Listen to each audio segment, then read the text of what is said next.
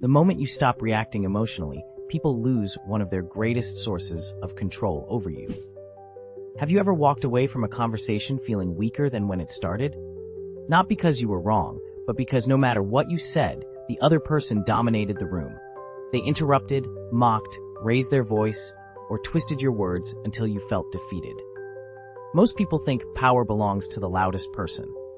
Nietzsche believed the opposite. He believed that people who constantly argue, explain themselves, and seek validation are often revealing insecurity, not strength. The need to prove yourself usually comes from fear. Fear of rejection, fear of being misunderstood, fear of losing control. That is why silence is so powerful. Silence is not weakness. Silence is self-control. Most arguments are not about truth. They are about ego. People argue to defend their identity, protect their beliefs, and feel superior. The moment you become emotionally reactive, you enter their game. And once they control your emotions, they control you. Nietzsche understood something most people never realize. The strongest person in the room is often the calmest one. When someone insults you and you instantly react, you expose your weak points. Your anger reveals what can be used against you. But silence creates uncertainty. It forces the other person to confront themselves without resistance. That is why silence unsettles people. When you stop reacting, people begin projecting their own fears onto you. They wonder if you are judging them, ignoring them, or seeing through them. In the absence of your reaction, their own insecurity becomes louder. And manipulators hate this most of all. Manipulative people survive through emotional control. They provoke, criticize, interrupt, and pressure because they want a reaction. Your reaction gives them power. But when you remain calm and emotionally detached, the dynamic breaks. Suddenly, they lose control of the conversation.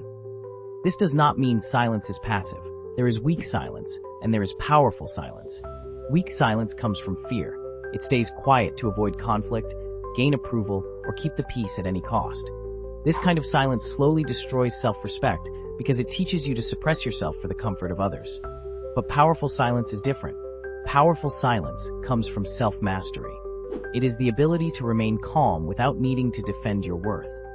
It is choosing not to react because you are no longer controlled by the opinions of others. Nietzsche described the highest form of strength as internal control. A person who cannot control their emotions becomes controlled by everyone around them. But a person who masters themselves becomes difficult to manipulate. That is why silence can feel intimidating. A calm person who does not over-explain, argue endlessly, or seek validation creates psychological pressure. While others rush to fill every pause with words, the silent person observes. They notice insecurities, contradictions, and hidden motives that emotional people miss. Silence also creates unpredictability. People fear what they cannot easily read. When you stop reacting impulsively, others become cautious around you because they no longer know how to control the interaction. Your calmness shifts the balance of power. But mastering silence requires discipline because every instinct inside you will want to defend yourself, explain your intentions, and prove you are right.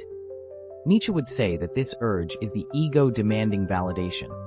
Real confidence does not constantly seek approval. Real confidence stays grounded even when misunderstood. This is why truly powerful people rarely waste energy arguing with everyone. They know not every opinion deserves a response. They understand that protecting their peace matters more than winning every debate.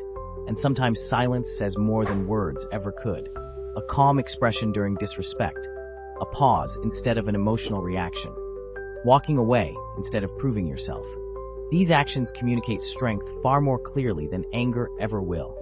But there is an important difference between silence and suppression. Silence should never mean tolerating abuse, losing your voice, or abandoning your boundaries. Nietzsche did not admire weakness disguised as peace.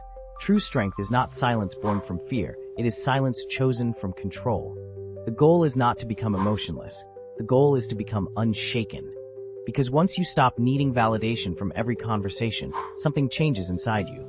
You stop chasing approval. You stop explaining yourself to people committed to misunderstanding you.